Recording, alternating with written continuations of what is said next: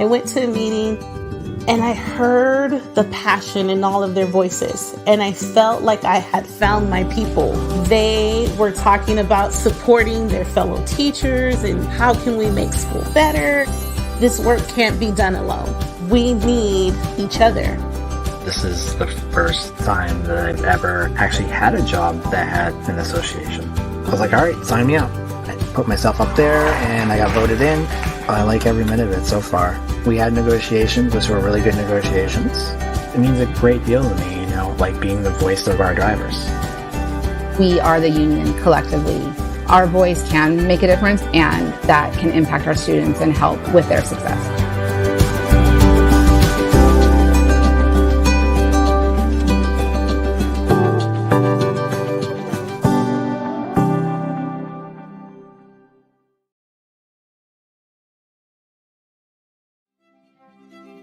Art is not just something to look at.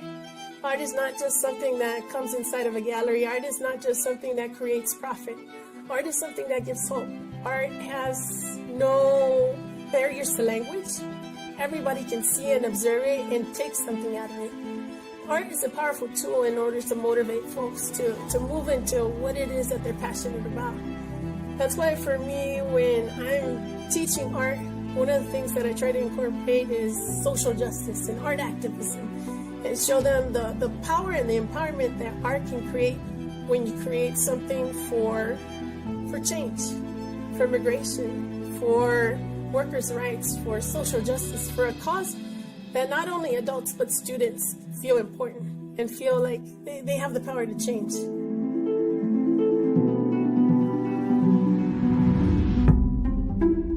As a teacher in K through 8, during the day I kind of call it like I teach educational art, and during the night I teach citizenship classes. When it comes to education, I feel like education needs to have that connection within community, within education, or within story. So if we're able to create like that connection within our students, with our youth, with even our adults that are still in the process of learning, then we're able to create a better future. And when I work with my young people, it gives me kind of like that power and that inspiration to keep on creating art. When I work with my older adults, when it comes to citizenship classes that I have, it gives me that motivation that there's never an age where you stop learning, and there's never an age where you stop being thankful for what you know. We need people that will keep our families together. We want to go around here living in fear. We will need the strength. I think labor movements are a big part of education, of citizenship, of immigration rights. They come together to say how our story is not done. Our story is not finished. We are not just the only people that are going to end up in our history. We need to push it forward for our children, for our education, and for our future. Our truths are our lives. Our truths are our stories. Our truth is our children, and we need to listen to that truth. The truth is not so much as talking, as far as being able to hear each other out.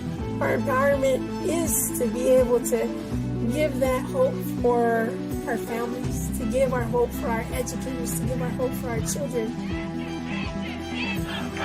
That is why we have to fight. There's hope because there's struggles. There's strength because there's times where we feel that we can't do it alone, or we can't do it at all. I want to create something, to create a change for what it is that I want to fight for. So it's that beauty that power and empowerment come together within art. And how students, no matter what age they are, no matter how old they are, can still create and still put forward for progress.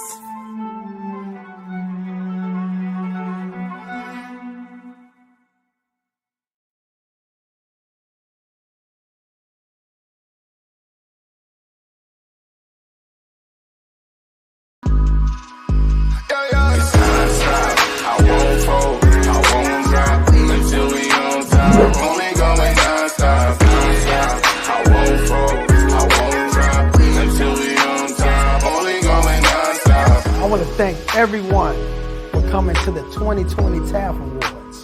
This was a show like no other, people. This is the Grammys for dignitaries, educators, and support staff around the state of Oklahoma and worldwide. We cannot do this without the support of the people. So we thank you, I thank you, for being such a dedicated supporter to this movement for the Teachers Appreciation Foundation. I thank you.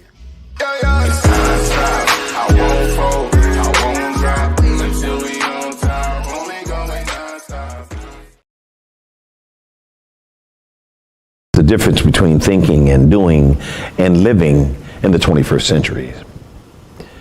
They teach us about being a real quarterback-oriented games. We don't have to just use video games and live in the shadows of good things because of them. We grow up with agility far larger and bigger than we are tall. Parents are the champions and have to be our first life coaches and know-it-alls. Who knows how this came to be? Coaches will ask you if you know your right foot from your left, if you know yourself, if you act knowingly good or bad, if you can move and negotiate a field with style and form, if you can tackle or throw a pass, or if your last name is that of a clown, if you can let someone know on the team that you are in trouble before you cause yourself or someone else trouble.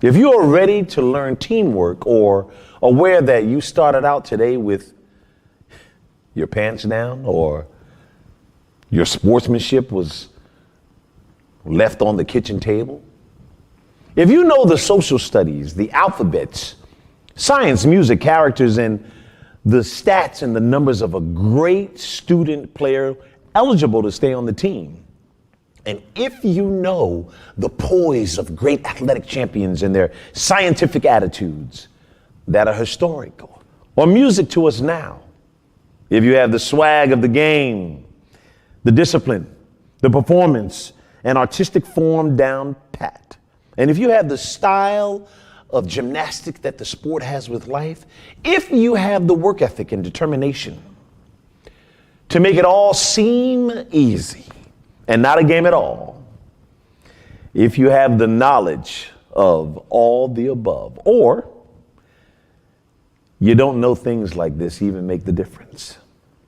I think that when it comes to the importance of parents and their field and self-knowledge, wisdom, virtues, and courage, their teachings, love, respect, care that they illustrate on the field and in the grind of life with their actions and their ideas, experiences, muscle, and strategic magic and skills wrapped around us with their priceless love. For their verbs to be that make us winners in this hard and fast third century that without them, kids and adults, athletes could hardly see or do anything at all. Parents teach us the difference between playing video games and playing on the field. Parents teach us how to be champions. A huge hug should go to parents, coaches, and parent-like community people who have love on the field for you and who are champions for your life, both in and out the games.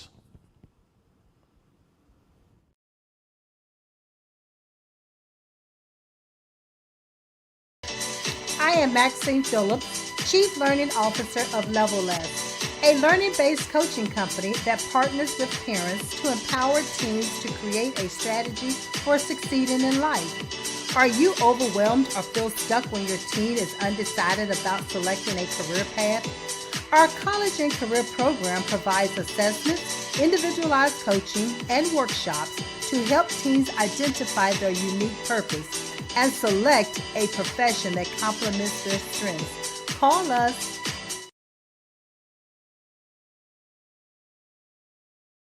Delegates, please welcome the phenomenal, the inspiring 2023 Teacher of the Year, Rebecca Peterson.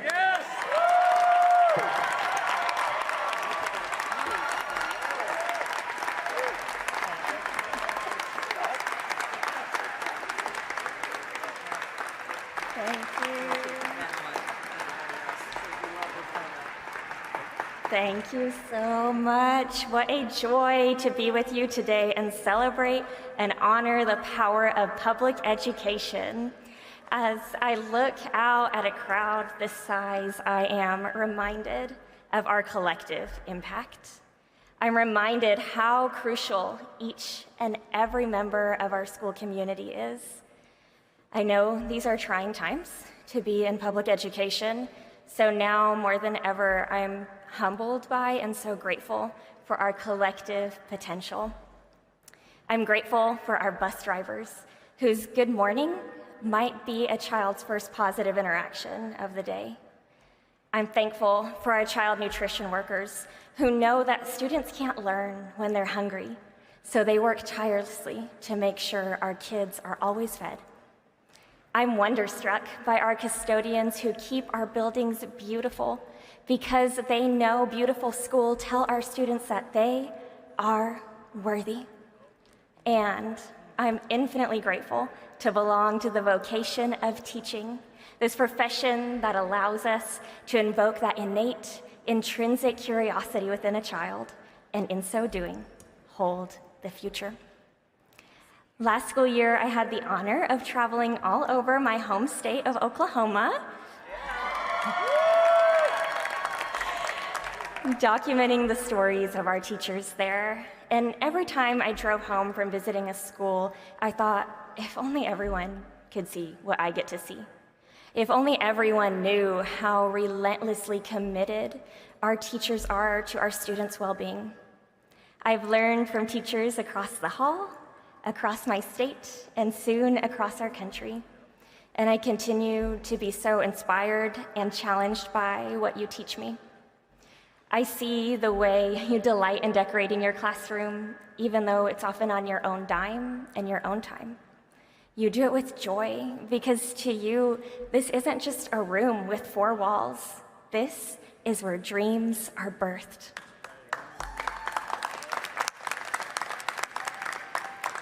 I notice the way you embrace the student who came to school with clean clothes, just as genuinely as you embrace the one unable to.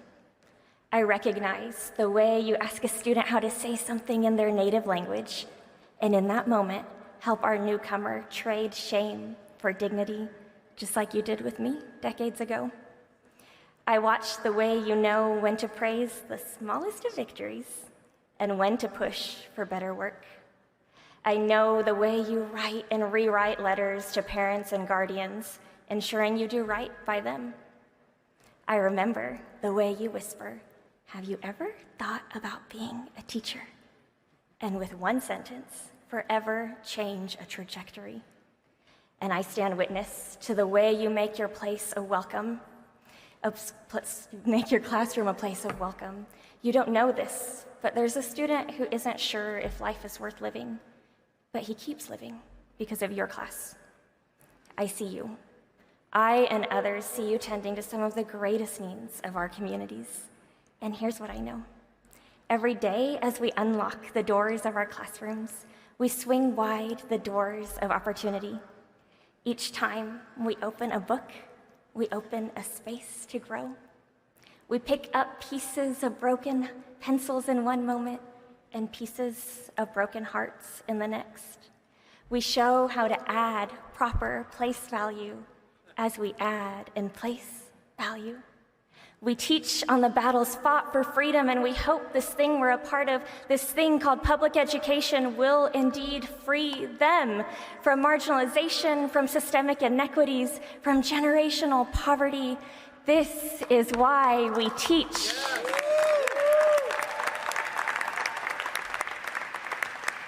Because public education is for all of us. Teachers, you hold our democracy, a kind of freedom not available to every child on this earth. And regardless of our governing structure, we know education is liberation. As an Iranian American woman, I stand acutely aware that liberty for us all is no guarantee. Rather, it's a product of a nation's people insisting we belong to each other.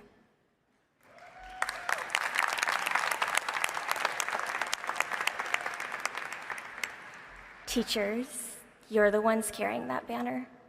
Thank you for carrying our mission that every single child is in, no matter the color of their skin, zip code, or gender, no matter their socioeconomic background, religious affiliation, immigration status, or sexual orientation.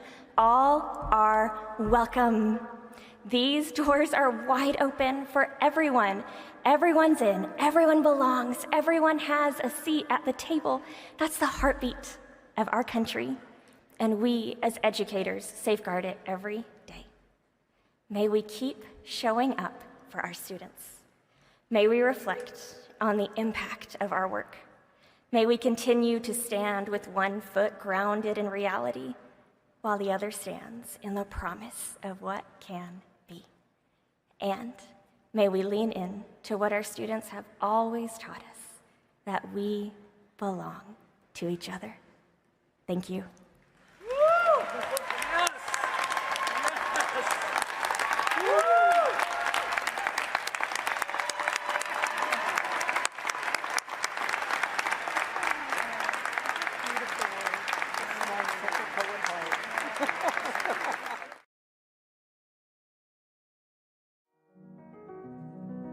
As a young child, I did have a stammering issue.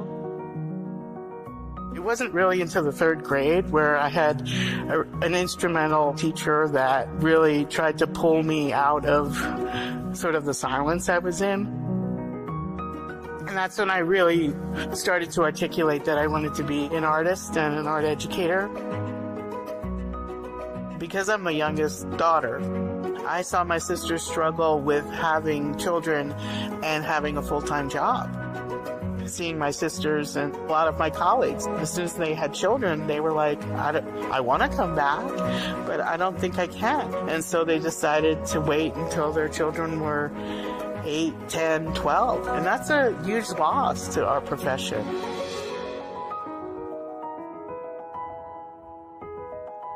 As we started to talk about how we were going to launch this and get it off the ground, the first obstacle, I think, is that nobody had done it before in the state. There's this notion that people need to pay at a certain rate to put their child in a quality daycare center. And I really pushed back. The field of education is predominantly women, so we have to acknowledge what their life's paths are. Child rearing is a big part of that. You shouldn't pay half your salary to raise your children, especially when you're taking care of the community's children. That should be free. And so we're using the ESSER money, but we're hoping that our state will see the need to maintain this and help us fund it. Prior to being here at the center, my daughter was at another childcare center in Santa Fe, which was extremely expensive, cost more than my rent did, and because she got out before my workday ended, I had to sort out like who could pick her up. So when they opened the center and I received a spot through the lottery, it was an easy decision because the hours are suited to the schedule of people working for the school district. So the mission of the Child Care Center is more than to alleviate expense for our employees. I didn't know I wanted to go into education until I actually started internshiping here. These kids are, 1 to 3 years old, and they're like really independent. When I was growing up, it was just, okay, go play with the toys. It's here, they have a curriculum that they're teaching the kids. This is not any normal child care center, it's more than that. It's an environment that's gonna help them discover and be curious about art and books and reading and all the things that we want young children to be exposed to. And we partner with museums and do other things like that. They really emphasize a lot of the social emotional learning. It's how to interact with peers. And I think those are skills that are so important and will benefit her for the rest of her life. If we don't invest in raising children, then we're not really investing in a female workforce. We need more resources. We need a center like this where we can place our children and feel confident that when we come and pick them up, they've had a great day.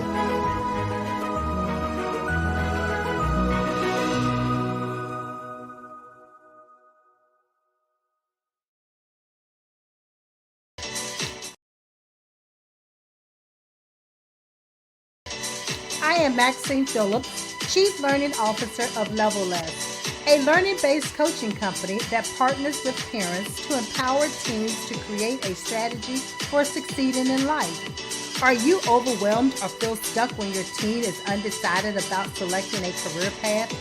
Our college and career program provides assessments, individualized coaching, and workshops to help teens identify their unique purpose and select a profession that complements their strengths. Call us